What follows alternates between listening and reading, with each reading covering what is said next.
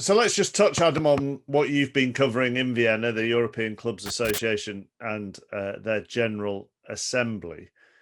And a proposal has been put forward for this new Champions League qualification model. So they are going with the Swiss model, aren't they, first of all, which means all the teams in the same league?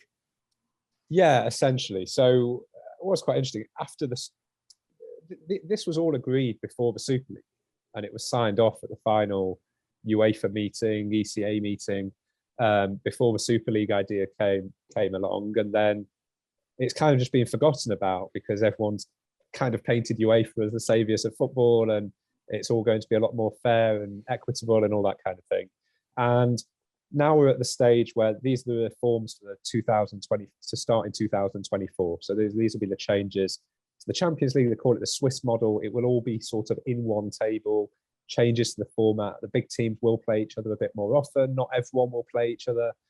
It's all a bit complicated. But the thrust of yesterday was a presentation by Giorgio Marchetti from UEFA explaining to the member clubs at the ECA. And the ECA is like a lobbying organisation of the clubs who compete in European football.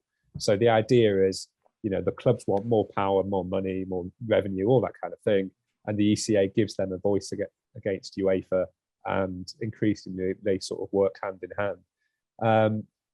The debate last year was about whether, because the number of places going from 32 to 36 in the group stage of the Champions League, so there's 4 extra places, and one of those will go to kind of what you would call sort of historical champions pathway, clubs that would maybe normally be in the qualification phase of it. So sort of, I don't know, Danish, Scottish, those kind of leagues that are maybe a little bit underrepresented at times in the Champions League group stage. Then there's another place which will go to the 5th biggest league according to UEFA coefficients. So at the moment that's France, but Portugal are hot on their heels. So Benfica in the Champions League quarter-final this season. I think Sporting Lisbon are still in either Europa or the Conference League. So there's a chance that by 2024, that's actually Portugal rather than France getting an extra place. Then you have these 2 places which are being called sort of the coefficient places. And these are partially based on teams' historical performance in the Champions League. So, and the historical element is the previous 5 seasons. So, for example, you get to a stage 2024 where Manchester United and Barcelona both finish outside of the top 4 in their respective domestic leagues. Therefore, as the 2 highest clubs across Europe in terms of coefficients, they would go in to the Champions League automatically. The catch is they have to finish in the first place outside of the usual qualification place. So you have to finish 5th. So there's no one. The previous controversy was the idea that if West Ham finished 5th and Manchester United finished 8th, Manchester United could still claim that place. That's been removed from the proposal. So you would have to get the first place outside the qualification places. There is a situation where you can have 2 more Premier League clubs in, but again, it has to be that they finish 5th and 6th.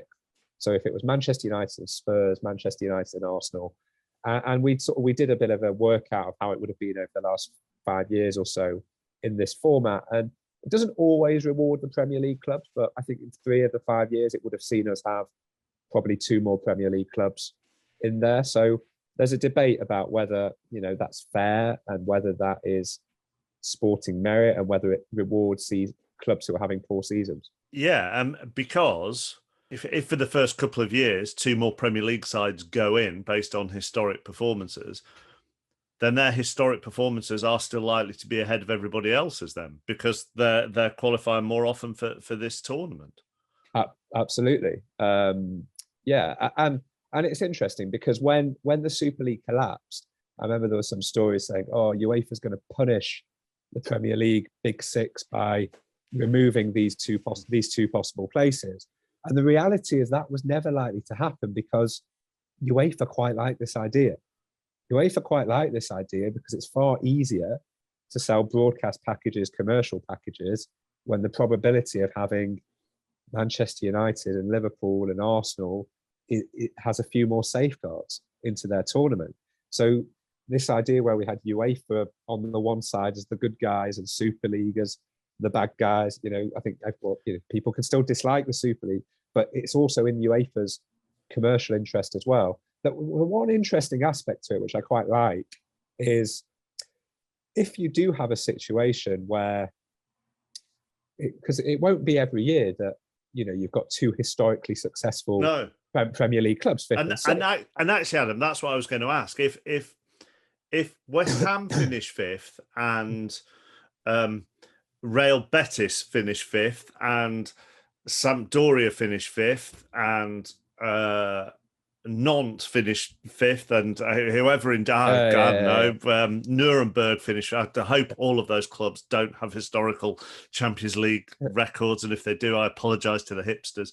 But if they all finish fifth, what happens? So it will again be based on coefficient.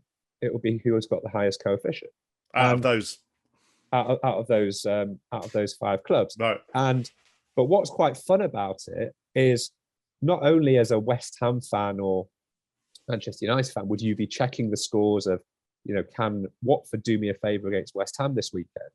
You might also need to be checking, will Celta Vigo do me a favour against Villarreal this weekend? Yeah. Will, Hoffenheim do me a favour against Nuremberg?